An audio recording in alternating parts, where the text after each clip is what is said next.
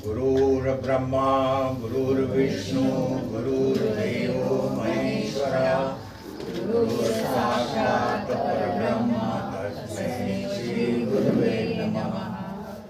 अखंडमंडलाकारं व्याप्तं सचराचरं तत्पदं दर्शितं येन तस्मै श्री गुरुवे नमः।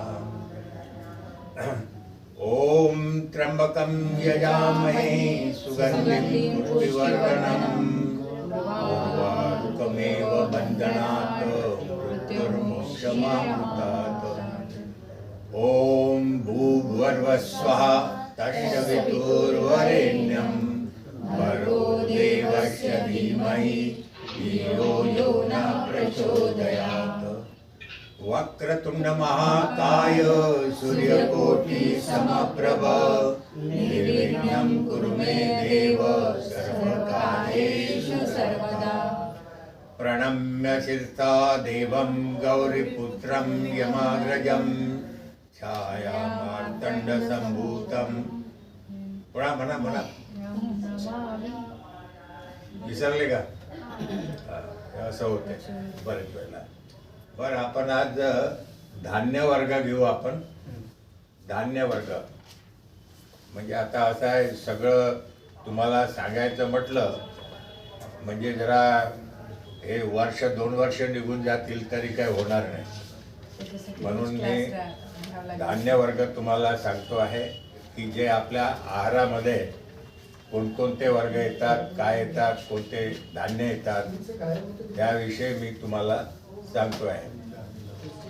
बरं, काय याच्यापूर्वी हे तर सांगितलंच होतं तुम्हाला, ज्वरामध्ये नागनमुक्ता, तृष्णा याच्यामध्ये काय हे तर सांगितलंच होतं।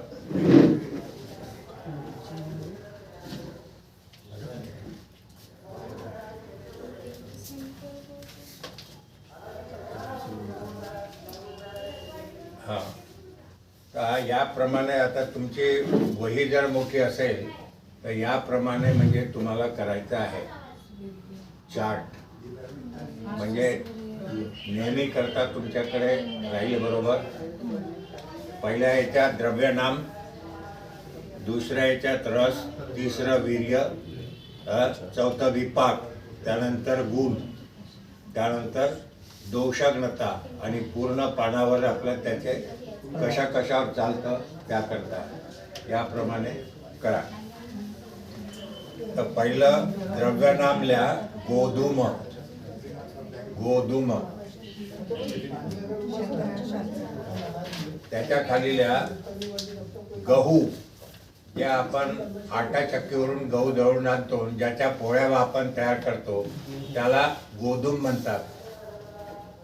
रसामध्ये मधुर, वीर्यामध्ये शीत, विपाकामध्ये मधुर, गुण गुरु स्निग्ध सर, गुण गुरु स्निग्ध सर। गुरुचा मतलब काय? गुरु म्हणजे भारी, म्हणजे पचायला जे जड असतं त्याला गुरु म्हणतात। आणि लघु म्हणजे त्याच्या उलट जे पचायला हलके आहेत त्याला लघु म्हणतात। लक्षात राहील? त्या गुरु आहे। आणि जसं तूप आहे, तुपाला जशी स्निग्धता आहे तसे याला सुद्धा स्निग्धता आहे आणि सरगुणात्मक आहे, म्हणजे मल वगैरे निस्सरण करण्याकरता, बाहेर काढण्याकरता मदत करणार आहे, त्याला म्हणतात सर। तर हे 3 गुण गव्हामध्ये आहे, गुरु स्निग्ध सर। दोषाग्नतामध्ये लिहा वात पित्त, दोषाग्नता वात पित्त। आता वाताचं कसं शमन करतो तो गहू? कारण रसामध्ये मधुर आहे, गुणामध्ये गुरु आहे आणि स्निग्ध असल्यामुळे वायूचं शमन करणार आहे। आणि रसामध्ये मधुर, विपाकामध्ये मधुर आणि वीर्यामध्ये शीत आहे, म्हणून पित्ताचं शमन करणार आहे। पित्त कसं आहे? उष्णवीर्यात्मक आहे। पित्त कसं आहे? उष्णवीर्यात्मक आहे, म्हणून पित्ताला शमन करण्याचं, जसं वाताला शमन करण्याकरता मधुर आम्ल लवण रसाची गरज आहे, त्याप्रमाणे पित्ताला शमन करण्याकरता मधुर, तिक्त आणि कषाय या 3 रसांची आवश्यकता आहे. तर यामध्ये मधुर शीत असल्यामुळे पित्ताचे शमन करणारे आहे. त्याच्या पुढे लिहा त्याच लाईनमध्ये गहू कफकर म्हणजे कफाची वृद्धी करणारे. वीर्यवर्धक बलकर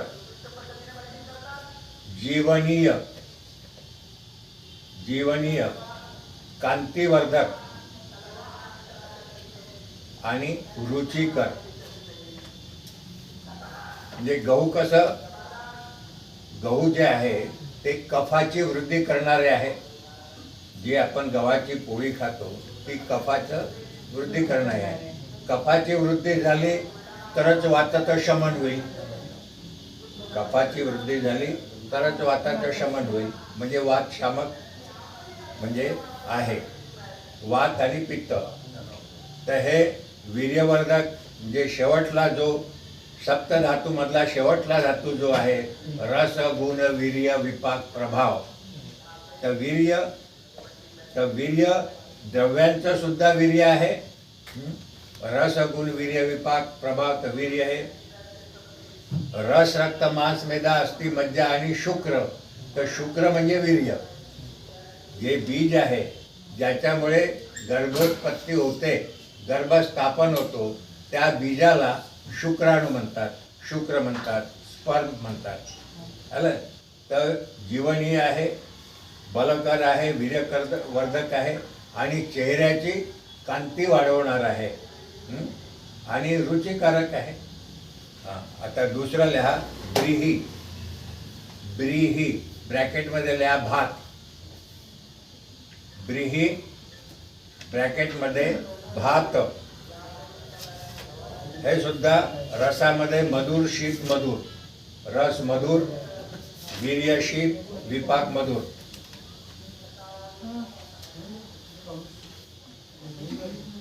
दोषग्नतामध्ये वात शामक, गुण त्याचं स्निग्ध आहे त्याचा सुद्धा. दोषग्नता वात शामक आणि कफवर्धक. आपण आता डायबिटीजच्या पेशंटला आपण म्हणतो म्हणजे तुम्ही चावल ज्याला आपण भात म्हणतो तो खायचा नाही बा, गुळचट आहे आणि कफाची वृद्धी होते. शुगर त्याच्यामध्ये आहे, शुगर वाढवते म्हणून आपण त्याला वर्ज करतो. तर हे पुढे लिहा किंचित अभिसंधी. त्याच लाईनमध्ये लिहा खाली गुणधर्मामध्ये किंचित अभिसंधी. अभिसंधी म्हणजे काय? म्हणजे जे जसं दही आहे दह्याला अभिसंधी द्रव्य म्हटलेलं आहे.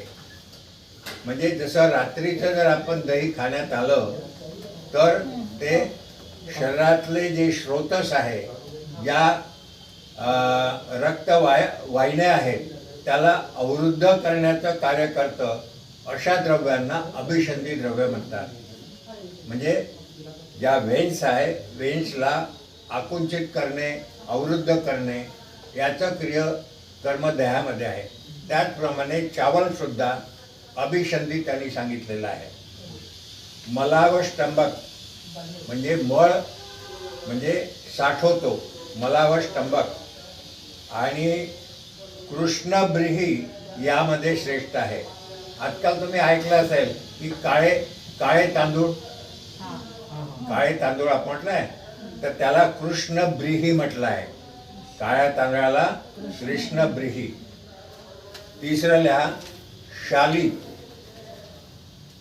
शाली ब्रॅकेटमध्ये लिहा खाली साळी भात. म्हणजे साळीचा भात म्हणतात. म्हणजे उपवासाला म्हणजे जे साळीचं धान्य येतं ना, साळीच्या भाताचा ऋषी पंचमीला वगैरे साळीचा भात करतात हा, तर त्याला साळी म्हणतात. तर ते सुद्धा मधुर शीत मधुर. दोषग्नतामध्ये पित्ताचं शमन करणार आहे आणि दोषग्नतामध्येच वात आणि कफकर आहे. वाताचा आणि कफाला वाढविणार आहे. गुणकर्मल्य हा बलकर,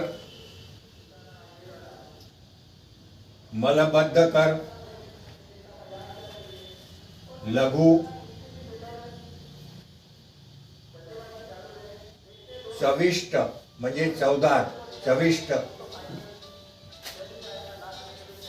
स्वरवर्धक, स्वर, आपला जो हा स्वर आहे स्वरवर्धक आणि वीर्यवर्धक. 4 नंबरचं लिहा, रक्तशाली म्हणजे लालसर, लालसर तांदूळ येतात लाल, त्याला रक्तशाली म्हटलं आहे. तांबड्या वर्णाचं, तांबड्या वर्णाचे जे तांदूळ राहतात त्याला रक्तशाली म्हटलेलं आहे. ब्राऊन राईस म्हणतात. हा हा, ब्राउनिश जे राहते ना, वेट लॉस साठी यूज करतात. हो हो. रसामध्ये मधुर शीत मधुर, रसामध्ये मधुर शीत मधुर. वरच्या प्रमाणेच त्यांचे गुण आहेत. दोषग्नता त्याचप्रमाणे आहे. हे सुद्धा कांतिवर्धक, रक्तदोषनाशक, चक्षुष्य, चक्षुष्याचा अर्थ आहे डोळ्यांना हितकारक. चक्षुष्य म्हणजे डोळ्यांना हितकारक. मूत्रजनक, मूत्राची मात्रा वाढविणार, मूत्रजनक. वीर्यवर्धक, तृष्णा, तृष्णा म्हणजे वारंवार तहान लागणे, तृष्णा म्हणजे वारंवार तहान लागणे. ज्वर, विष, ज्वर, विष, व्रण, श्वास कास, दाह आणि अग्निदीपक, अग्नीला प्रदीप्त करणारं त्याला म्हटलं आहे अग्निदीपक. अशा प्रकारचं रक्तशाली म्हणजे तांबड्या साळी. त्यानंतर 5वं षष्टिका, हा सुद्धा तांदळाचाच प्रकार आहे. साठी चावल म्हणतात त्याला. साठी चावलचा अर्थ आहे 60 दिवसामध्ये उत्पन्न होणारं धान्य, म्हणून त्याला साठी चावल म्हटलं आहे. 60 दिवसानंतर तुम्हाला तांदूळ मिळतो म्हणून साठी चावल. हे सुद्धा मधुर शीत मधुर, मधुर शीत मधुर. गुणामध्ये लघु आणि स्निग्ध, गुणामध्ये लघु आणि स्निग्ध. दोषग्नता त्रिदोषग्न, घ्न या शब्दाने नाश करणे असा त्याचा अर्थ होतो. त्रिदोषग्न म्हणजे वात, पित्त आणि कफ या तिन्ही दोषांना म्हणजे साम्यावस्थामध्ये ठेवण्याचं कार्य करतं, म्हणून त्याला त्रिदोषग्न म्हटलेलं आहे. गुणामध्ये मऊ, ग्राही, बलदायक आणि ज्वरग्न. आता ग्राही म्हणजे काय हे समजलं नसेल तुम्हाला. ग्राही म्हणजे काय की याच्यामध्ये जे रसामध्ये मधुर आहे, विपाकामध्ये मधुर आहे आणि वीर्यामध्ये शीत आहे. ग्राही आहे म्हणजे जलांशाचं प्रमाण शरीरातलं कमी करणारं आहे आणि मलाला बांधणार आहे. जसं सुंठी आहे, सोंठ, अद्रकापासून आपण सोंठ बनवतो, ही सुद्धा ग्राही आहे. ग्राही म्हणजे त्याच्यामध्ये उष्णवीर्यात्मक, सुंठ जी आहे ते उष्णवीर्यात्मक आहे. उष्णवीर्यात्मक असल्यामुळे जलांशाचं शोषण करणारी आहे. जलांशाचं शोषण झालं तर मळ हा घट्ट होतो, तर त्याला ग्राही म्हटलेलं आहे. लक्षात. तर बलदायक आणि ज्वरघ्न, घ्न या शब्दाने नाश करणे, ज्वराचा म्हणजे टेम्परेचरचा नाश करणे असा त्याचा अर्थ होतो, ज्वरघ्न. 6वं द्रव्य आहे आढकी. ब्रॅकेटमध्ये खाली लिहून टाका त्याला. तुरी, तुरीची डाळ ज्याचं आपण वरण करतो त्याला आढकी म्हणतात संस्कृतमध्ये. आडकी ब्रॅकेटमध्ये तुरी. हे म्हटलं मधुर आणि कषाय रस आहे. रसामध्ये मधुर कषाय, वीर्यामध्ये शीत आहे. आता मधुर कषाय असल्यामुळे त्याचा विपाक मधुर व्हायला पाहिजे, परंतु त्याचा विपाक कटू होतो. विपाक कटू. विपाक तुम्हाला सांगितले आहे, विपाक 3 प्रकारचा आहे. मधुर विपाकी द्रव्य, अम्ल विपाकी द्रव्य आणि कटू विपाकी द्रव्य. मधुरचा मधुर विपाक होतो, अम्लचा अम्ल विपाक होतो आणि कटूचा कटू विपाक होतो. तर हे मधुर कषाय असून सुद्धा कटू विपाकी द्रव्य आहे. त्याचा विपाक मधुर नाही झाला आहे, कटू विपाक झाला आहे. गुणामध्ये लघु आणि वृक्ष आहे. गुणामध्ये लघु आणि वृक्ष. दोषग्नता पित्त कफ. दोषग्नता पित्त कफ. गुणधर्म ग्राही, वातकर. कारण आता याच्यामध्ये आडकीमध्ये लघु आणि वृक्ष गुण आहे. तर वाताचा सुद्धा लघु आणि वृक्ष गुणात्मक वात आहे. वायू जो आहे लघु आणि वृक्ष गुणात्मक आहे, म्हणून वातकर, वायूची वृद्धी करणारा आहे. कांतिवर्धक आणि रक्तरोगनाशक. तर तुरीची डाळ कशी आहे? ग्राही आहे, वातकर आहे, कांतिवर्धक आहे आणि रक्तरोगनाशक आहे. तर तुरीचं जे आपण वरण करतो ते थोडंसं पातळच जेवणामध्ये असायला पाहिजे.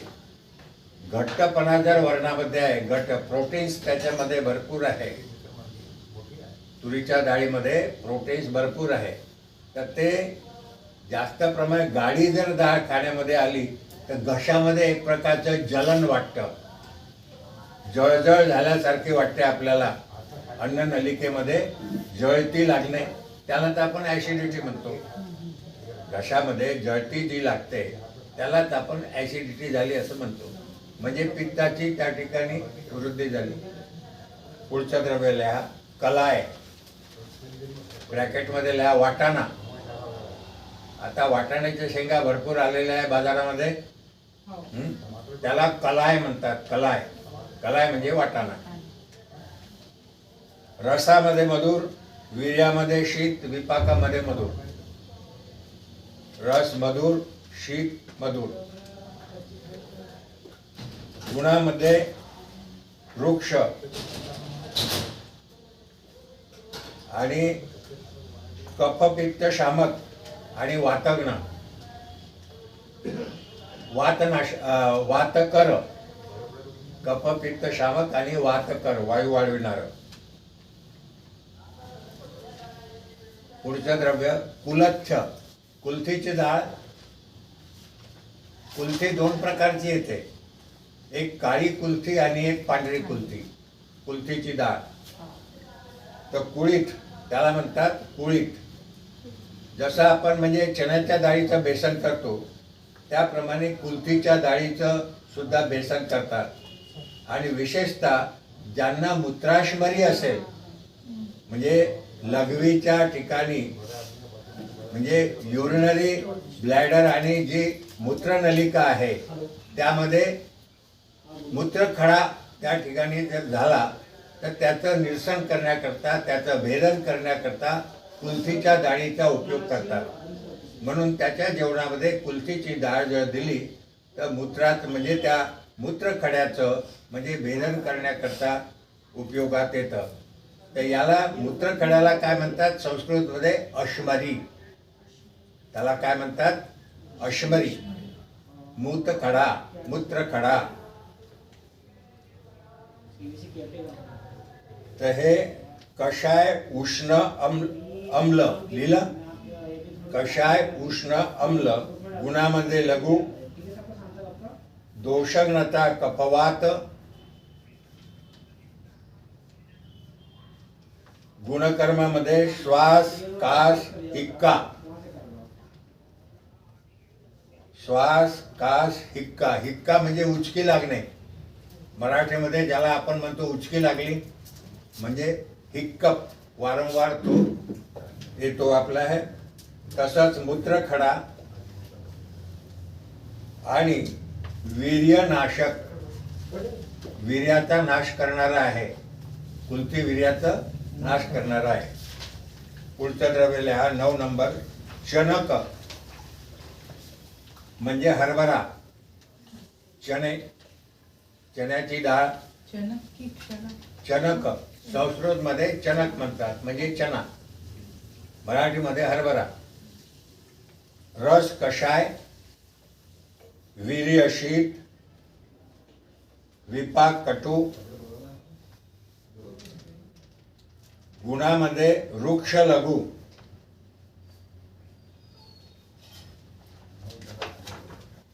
दोषघ्नतामध्ये वातवर्धक आणि पित्तवर्धक. गुणकर्म वातकर, ग्राही, कफपित्तघ्न आणि पचनास हलके.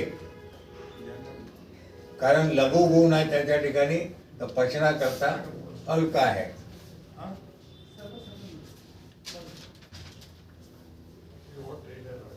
दहा नंबरचं द्रव्य निष्पाव. निष्पाव म्हणजे पावटा, ब्रॅकेटमध्ये पावटा. पावट्याच्या म्हणजे शेंगा येतात त्याला पावटा या नावाने ओळखलं जातं. निष्पाव म्हणतात त्याला. रसामध्ये मधुर कषाय, वीर्यामध्ये उष्ण, विपाक आम्ल. गुणामध्ये गुरु वृक्ष सर.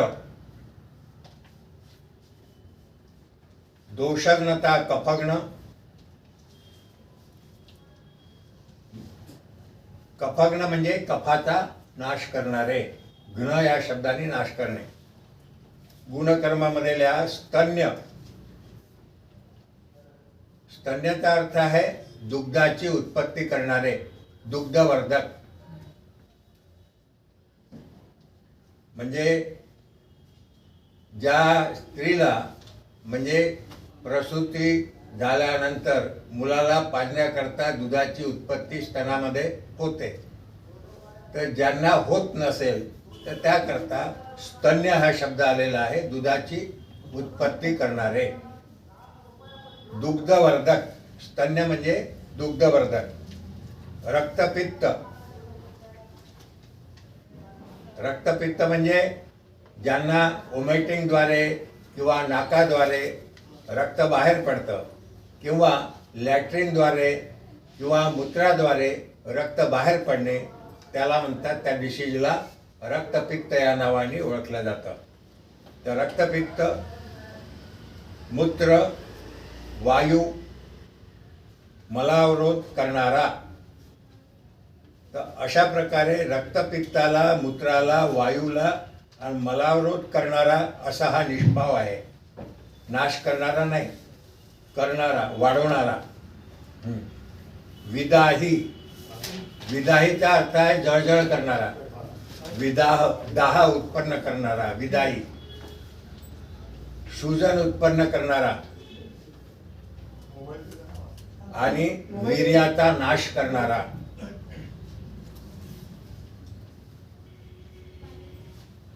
अकरा नंबरचं द्रव्य आहे मकुष्ट. ब्रॅकेटमध्ये मटकी किंवा मोठ. मोठाची उसळ करतो आपण, है ना, त्याला भिजत ठेवून नंतर एका कपड्यात बांधून ठेवला असता त्याला अंकुर निर्माण होतात आणि त्याचा आपण मोठाची उसळ करतो आहे. तर रसामध्ये मधुर, वीर्य, शीत, विपाक, मधुर. मधुर, शीत, मधुर. गुणामध्ये लघु, दोषघ्नता कफपित्त.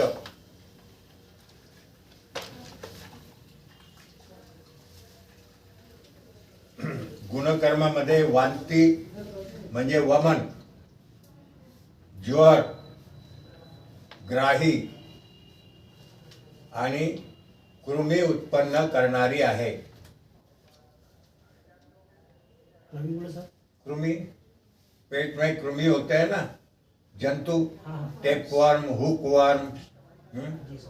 टेपवर्म जे राहते ते त्याला जंत म्हणतात. मोठे मोठे जे होतात ते हिताभऱ्याचे पांढरे पांढरे राहतात ते. हा, आणि जे छोटे छोटे म्हणजे जसं आपण मोठेला जसे अंकुर येतात आणि कसे छोटे छोटे कोंब राहतात तसे मलामध्ये बारीक बारीक कृमी दिसतात. त्याला वर्म्स, छोटे कृमी म्हणतात. मोठे टेप वर्म आणि छोटे कृमी ते. तर वांती म्हणजे जास्त प्रमाणात जर खाण्यात आली तर वांती होऊ शकते, ज्वर उत्पन्न होऊ शकते, ग्राही स्तंभन होते, जास्त खाण्यात आले तर मलबद्धता होते आणि कृमी उत्पन्न करणारी आहे. पुढचं द्रव्य आहे 12 नंबर मसूर. मसूरची डाळ पिवळट वर्णाची जी किंवा शेंद्री कलरची जी डाळ असते त्याला मसूरची डाळ आपण म्हणतो आहे. बरेच वेळेला तुम्ही जे चेहऱ्याला जे लेप वगैरे लावता तर त्याच्यामध्ये त्याच्या पावडरचा उपयोग विशेषतः केला जातो. ग्वारपाठा म्हणजे कुमारी आहे, एलोवेरा, तर त्याच्यामध्ये मिश्रण करून हळद वगैरे टाकून म्हणजे लेप लावण्याकरता त्याचा विशेष उपयोग केला जातो. तर मसूर रसामध्ये मधुर, शीत मधुर, गुणामध्ये वृक्ष लघु, दोषग्नता कफपित्त शामक,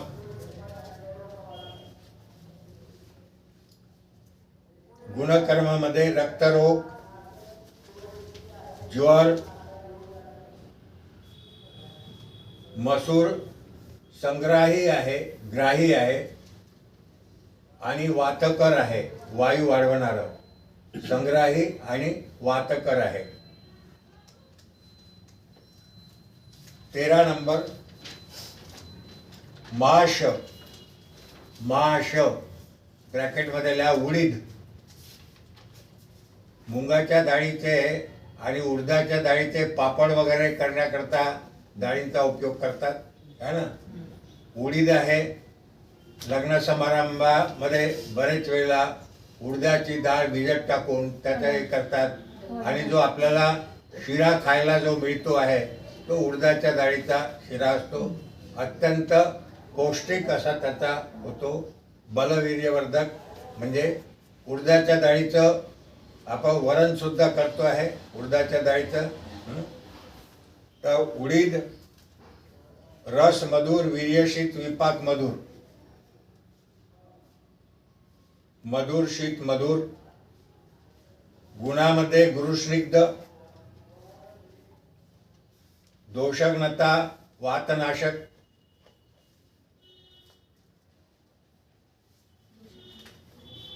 गुणकर्मामध्ये अर्शोग्न. अर्श म्हणजे पाईल्स, अर्श म्हणजे पाईल्स, मूळव्याध, बवाशीर.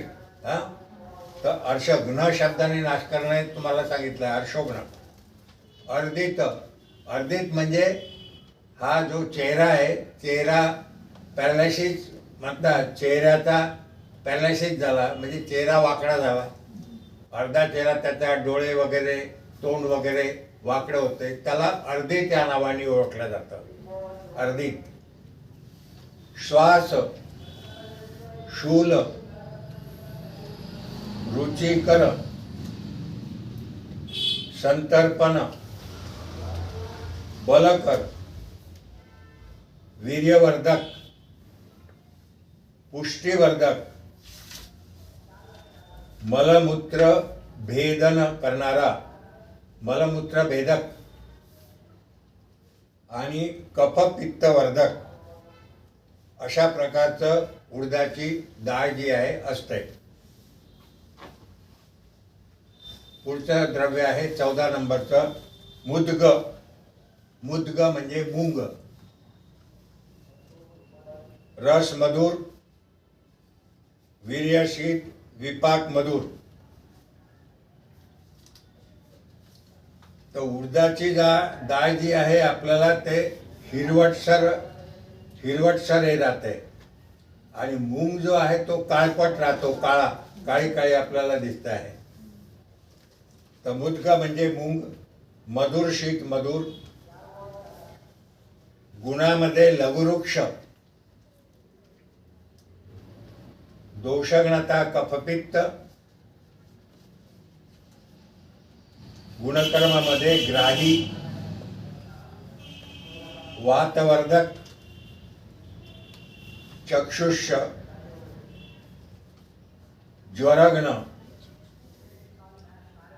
तर या मुंगामध्ये सुद्धा म्हणजे 4 प्रकारचे मूग येतात. काळे, हिरवे, पिवळे आणि पांढरे. 4 प्रकार आहेत. काळे दिसतात, हिरवे दिसतात, पिवळे दिसतात आणि पांढरे दिसतात. 4 प्रकार. शेवटलं द्रव्य आहे राजमाश. राजमाश म्हणजे चवळी. मधुर कषाय, रस मधुर कषाय, वीर्यशीत, विपाक कटू, गुणकर्मामध्ये सर वृक्ष गुरु, सर वृक्ष गुरु. दोषघ्नत मध्ये वातवृत्ती करणार वातकर. संतर्पण तर्पण करणारे, शरीराच्या क्रिया उत्तेजित करणारे संतर्पण. दुग्धवर्धक, जास्त प्रमाणामध्ये मल उत्पन्न करणारं, मळाची मात्रा जास्त उत्पन्न करणारं, जास्त मलवर्धक.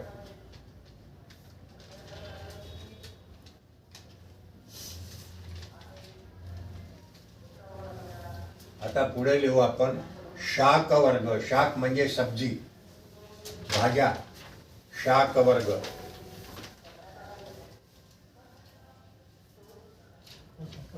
आपण हे शॉर्टबट स्वीट मध्ये घेऊ. त्याला द्रव्य, रस, वीर्य, विपाक. द्रव्य, रस, वीर्य, विपाक, दोषघ्नता आणि रोगघ्नता. तर पहिला आहे कलाय शाक म्हणजे वाटाण्याच्या ज्या शेंगा येतात. जसं आपण म्हणजे चणा बाजारात येतो ना, आणि चण्याचं सुद्धा म्हणजे आपल्याला पाला बाजारात विकायला येतो, तर चण्याचा शाक म्हणतात. त्याचप्रमाणे कलाय शाक म्हणजे वाटाण्याच्या पानांचा सुद्धा म्हणजे सब्जी वर्गामध्ये प्रयोग सांगितलेला आहे. कलाय शाक. तर रस तिक्त रस. तिक्त म्हणजे कडू आणि कटू म्हणजे तिखट. हे लक्षात ठेवा. कटू म्हणजे तिखट, जे जीवाला चरपरेपणा वाटतो ते तिखट, आणि तिक्त म्हणजे कडू. तर तिक्त रस, वीर्यशीत, विपाक कटू. दोषघ्नता त्रिदोष. दोषघ्नता त्रिदोष आणि रोगघ्नता मलभेदक. रोगघ्नता मलभेद. एकाच लिहा, आता खालीच लिहा एकाच पानावर, असं इकडं लिहिण्याची कारण आहे. द्रव्य, रस, वीर्य, विपाक, रोगघ्नता आणि दोषघ्नता आणि रोगघ्नता एका पानावर हे पूर्ण येतात. दुसरं द्रव्य तंडुलीय. तंडुलीय त्याला ब्रॅकेट मध्ये लिहा चौलाई. चौलाई. रस मधुर, वीर्यशीत, विपाक मधुर. दोषघ्नता पित्त कफ. त्याच्यात खाली लिहून घ्या लघुवृक्ष गुणात्मक. लघुवृक्ष गुण. रोगघ्नता मध्ये लिहा रक्तरोग, मूत्रल आणि विषग्न.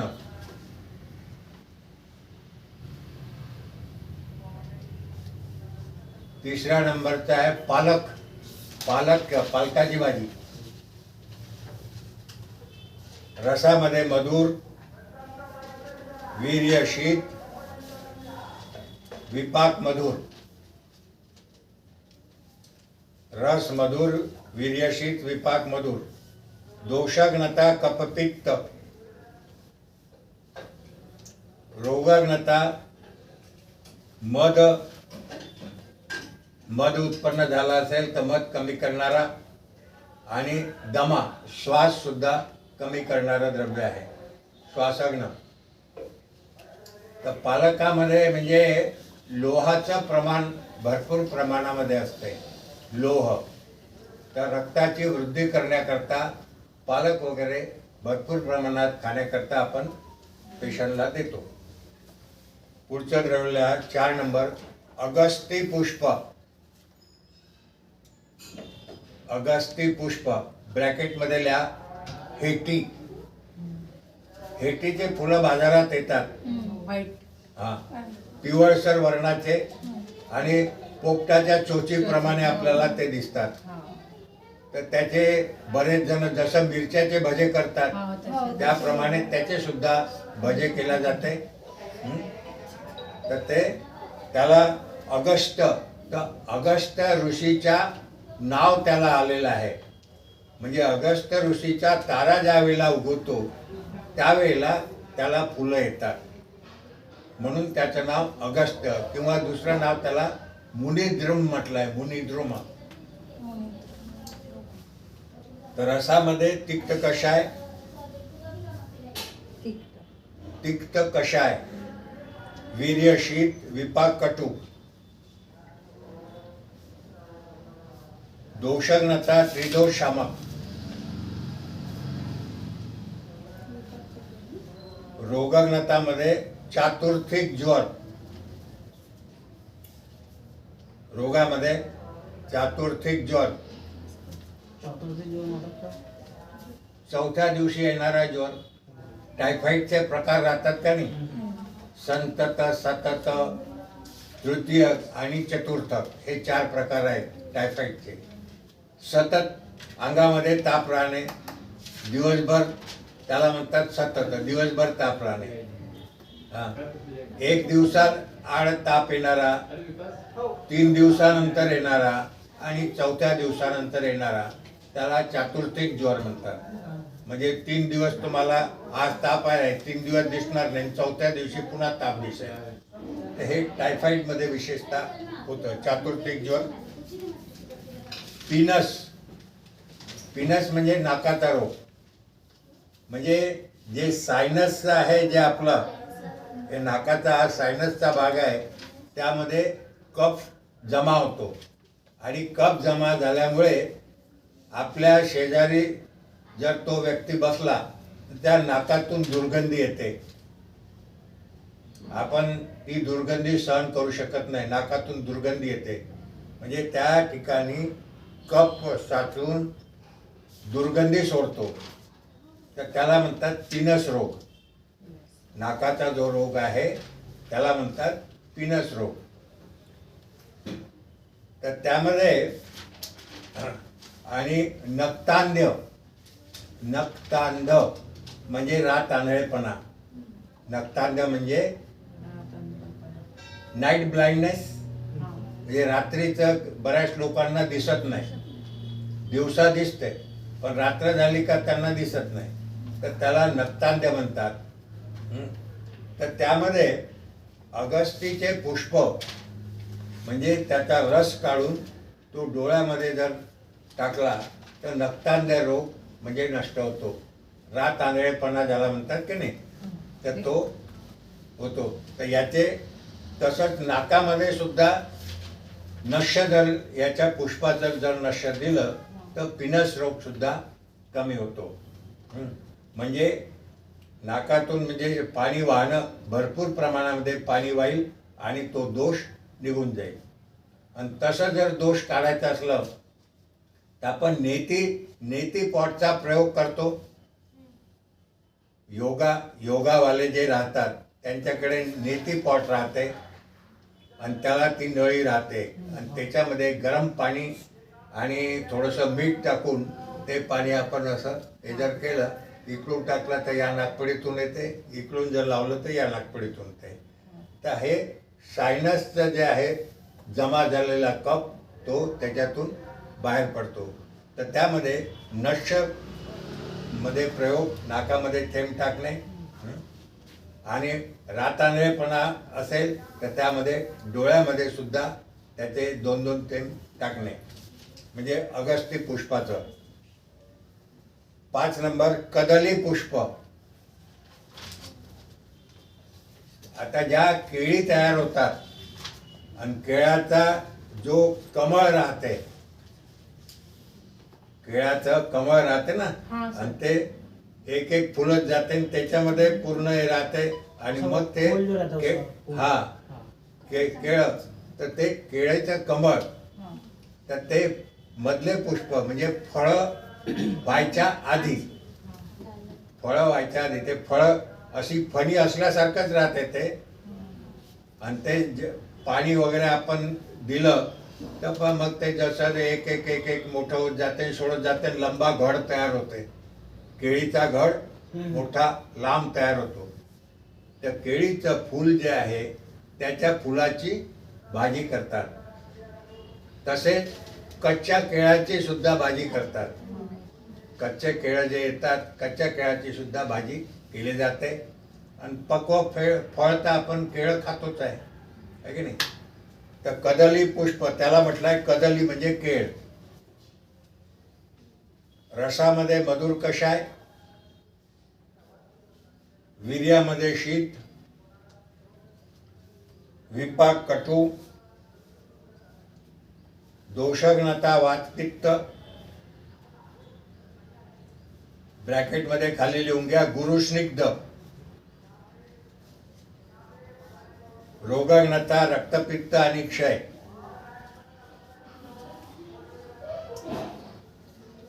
ज्याला कोणाला म्हणजे अतिसार भरपूर प्रमाणात झाला असेल, वारंवार बाहेरकडे तो जर जात असेल, तर त्याला 5-6 केळं जर खाण्याकरता दिले तर त्याचं मलाचं स्तंभन होऊन जाईल, म्हणजे बाहेर जाणं थांबून जाईल. तर मल थांबवणारा आहे केळ. किंवा एखाद्यानं लहान मुलांनी पैसा खाऊन घेतला किंवा काही खाऊन घेतलं तर त्याला केळं खाण्याकरता आपण देतो. केळं खाल्ल्यानंतर तो पैसा जो आहे तो मलामध्ये बांधला जातो आणि गुदमार्गाद्वारे निघून जातो. पुढचं द्रव्य लिहा शाल्मली पुष्प. शाल्मली पुष्प ब्रॅकेटमध्ये लिहा काटसावरी. काटसावरीचं झाड मोठं होते, त्याच्या बुंदाला काटे राहतात आणि वर लाल रक्तवर्णाचे फुलं येतात आणि पानं असे 5 किंवा 5 पानाचं असं हे दिसत आहे, त्याला काटसावरीचं झाड म्हणतात.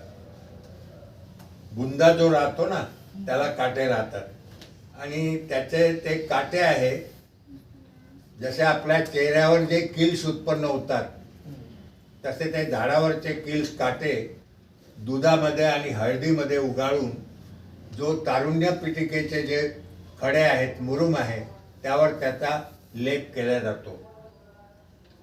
आणि ज्यावेळेला काटसावरीचं झाड ते छोटं राहतंय 1 ते 1.5 वर्षाचं, तेव्हा त्याचे मूळ काढले जातात. त्याला शेमल मुसली या नावाने ओळखल्या जातात. ते अत्यंत बलवर्धक असं आहे. आणि काटसावरीच्या फुलांची भाजी करतात. आपण पाहिली नाही आहे बाजारामध्ये, पण भाजीमध्ये शाक वर्गामध्ये त्याचा उपयोग आहे. मधुर कषाय, शीत मधुर, दोषघ्नता कफपित्त, रोगघ्नता प्रदर, वात वृद्धी करणारं, वातवर्धक आणि ग्राही. प्रदर म्हणजे व्हाईट डिस्चार्ज. स्त्रियांमध्ये होणारा जो प्रदर रोग आहे त्याला व्हाईट डिस्चार्ज म्हणतात. किंवा ज्या जुन्या म्हाताऱ्या आहेत त्याला म्हणतात धुपणी. धुपणीचा रोग, धुपणी म्हणतात त्याला. पांढरं पाणी जाणे, श्वेतप्रदर, धुपणी या नावाने ओळखतात. 7वं द्रव्य आहे कारवेल्लकम, करेला. कारवेल्लकम, करेला. रस तिक्त, वीर्य शीत विपाक कटू.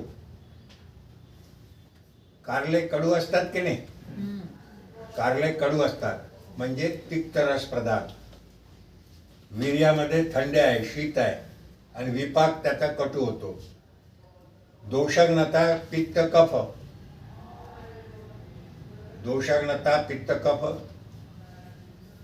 रोगग्नता ज्वर, रक्तरोग, पांडू. मेह, मेह मेह म्हणजे प्रमेह, डायबिटीज. कृमी, यामध्ये कारवेल्लकचा प्रयोग केला जातो. 8वं द्रव्य आहे कुष्मांडम, कोहळ. कोहळ 3 प्रकारचा येतो. एक मोठं महाफलाहा, मोठं कोहळ जमिनीवर लागतं. हा? कुमड़ा, कुमड़ा, कद्दू. वो कद्दू जो है सफेद वाला आता है, पांढरा कोड़, जिसका आगरे का पेठा बनाते हैं. हाँ, आगरे का पेठा बनाते हैं, वो सफेद वाला रहता है. जैसा अनेक तंबोरे वाले का तंबोरा रहता है, तंबोरा बनाते हैं उसका. गोल वाला जो तंबोरा रहता है ना, उसको डंडी रहती है, तार लगाते हैं. तो वो तंबोरे का आने जो है वो पेठा है बड़ा सफेद वाला. तो ये रस में मधुर है, वीर्य में शीत है, विपाक में मधुर है. दोषग्नता मध्ये त्रिदोषग्न, गुणामध्ये गुरु आहे, भारी आहे. रोगग्नता मध्ये बस्ती रोग. बस्ती रोग म्हणजे मूत्राशयाचे रोग, याला म्हणतात बस्ती, बस्ती रोग. तर आमच्या याच्यामध्ये कुष्मांड खंड अवलय आम्ही तयार करतो. जसा च्यवनप्राश तयार करतात त्याप्रमाणे याचा अवलय तयार करतात. आणि हा सुद्धा पौष्टिक आणि बलवीर्यवर्धक आहे. आणि कोहळ्याची खीर करतो आपण, है की नाही? कोहळ्याचं दूध, साखर वगैरे टाकून कोहळ्याची खीर करतो. किंवा कोहळ्याचे भज्यासारखे बोंड करतात, साखर टाकून भज्यासारखे बोंड करतात, पौष्टिक आहे. 9 नंबर बिंबी फलम. बिंबी म्हणजे कुंदरू, तोंडळे. संस्कृत नेम आहे त्याचं बिंबी. ओष्ठफला, रक्तफला पर्याय नावले. त्या दिवशीच सांगितलं मी तुम्हाला. ओठाप्रमाणे लाली लावल्याप्रमाणे पक्व फळ जे दिसतं आहे, ओष्ठफला म्हटलेलं आहे. बिंबी फल रसामध्ये मधुर, वीर्यामध्ये शीत, विपाक मधुर. दोषग्नता पित्तवात,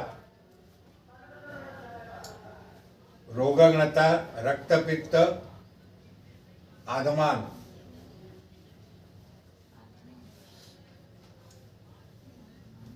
पुढचं द्रव्य आहे महाकोशातकी, म्हणजे राजकोशातकी. कोशातकी म्हणजे ज्याला आपण मराठीमध्ये दोडका म्हणतो. दोडका, दोडका 2 प्रकारचा येतो. शिराचा दोडका आणि एक बिना शिराचा दोडका. शिरा असणारा दोडका असे मोठाले दोडके येतात, आणि एक छोटे छोटे दोडके येतात, तो चोपडा दोडका म्हणतात त्याला. तर त्याला कोशातकी या नावाने ओळखतात. रस मधुर, वीर्यशीत, विपाक मधुर. दोषग्नता पित्तग्न, पित्ताचा नाश करणारं. रोगग्नता, दमा, ज्वर, कास, कृमी.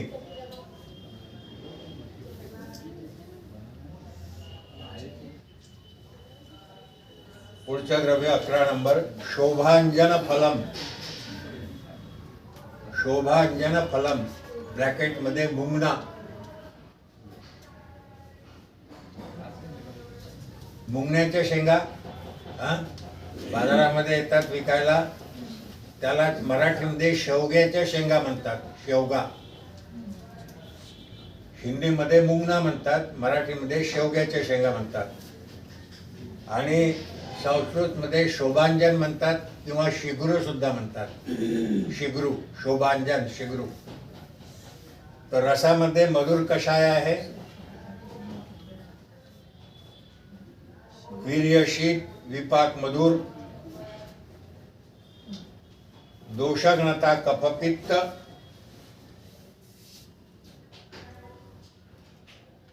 रोगघ्नता शूल, कुष्ठ, क्षय, गुल्म.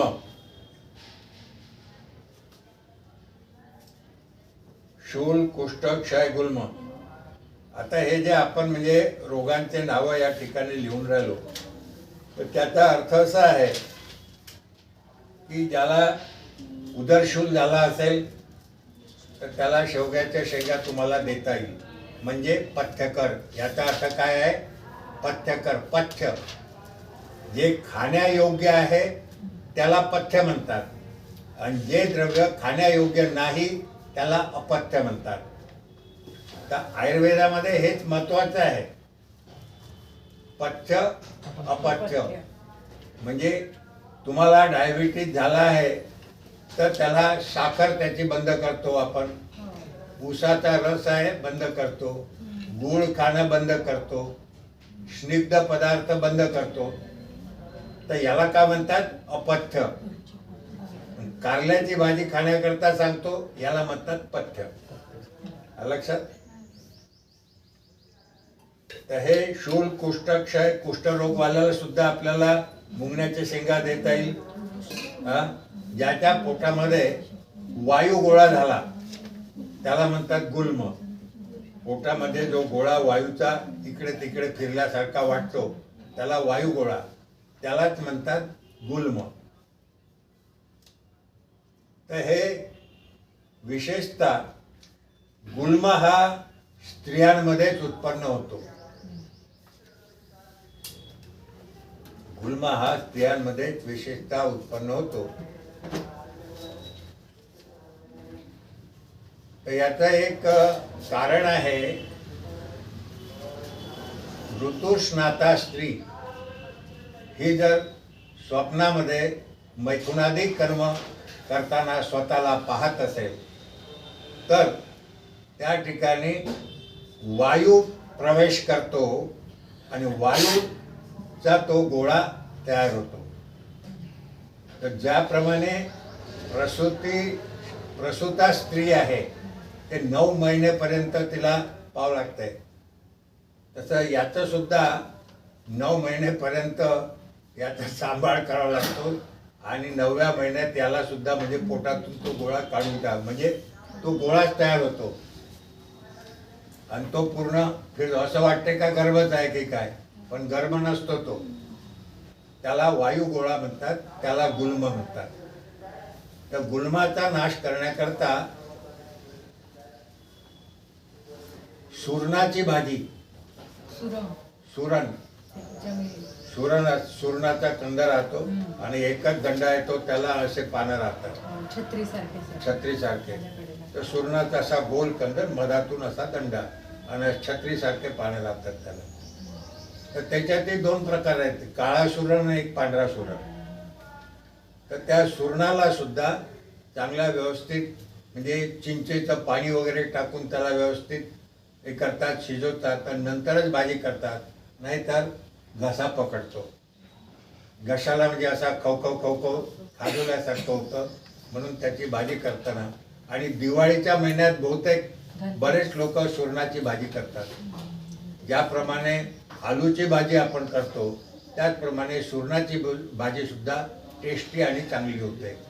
मसालेदार भाजी चांगली होते. तर हे शूल कुष्ठ क्षय गुल्म. पुढचं द्रव्य आलूकम म्हणजे बटाटा. आलूकम म्हणजे बटाटा.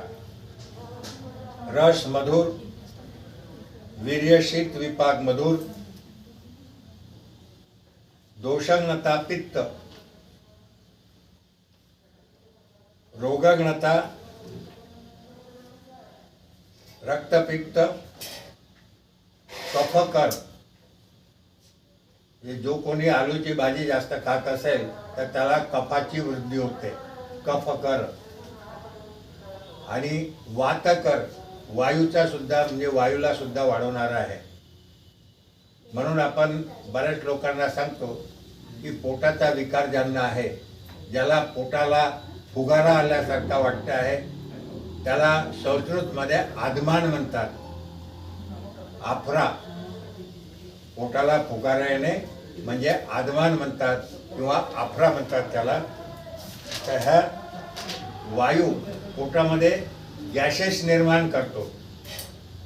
आणि बरेच लोकांना समोसे आणि आलूबुंडे जास्त आवडतात. समोसे आणि आलूबुंडे जास्त आवडतात आणि ते पोटामध्ये मग त्रास देतात. ते रात्रीचं जेवण चालत नाही मग. आणि त्याच्यामुळे मग दिवसभर ठाम ठूम तयार टूस चालू राहते त्याचं. तर हे म्हणजे वातकर, वायूचा उत्पन्न करणारा, वायू वाढविणारा आहे. परंतु वीर्यवर्धक सुद्धा आहे. वीर्याची वृद्धी करणारा आहे, वाढ करणारा. पुढचं द्रव्य आहे 13 नंबरचं वास्तुकम. वास्तुकम हिंदीमध्ये याला म्हणतात बथुआ किंवा चाकवत, चाकवताची भाजी. तर वास्तुकम शब्द संस्कृत आहे. त्याला चाकवत म्हणतात मराठीमध्ये किंवा हिंदीमध्ये बथुआची भाजी म्हणतात. तर ही मधुर लवण, रसामध्ये मधुर लवण आहे.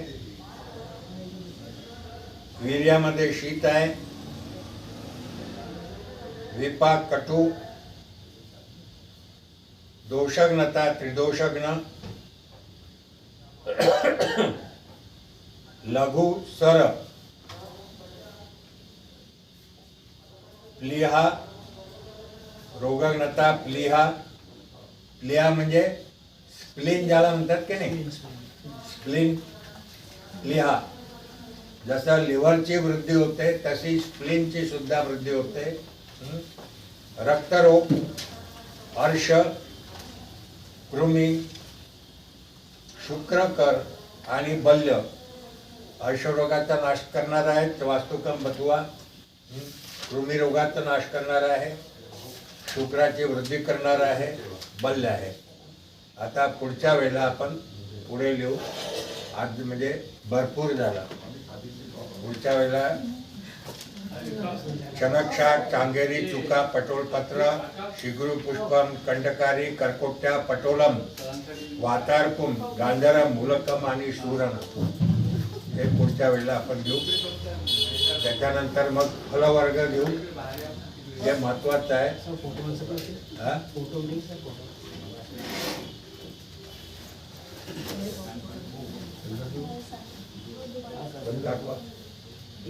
त्याच्यात दाखवायचं आहे का?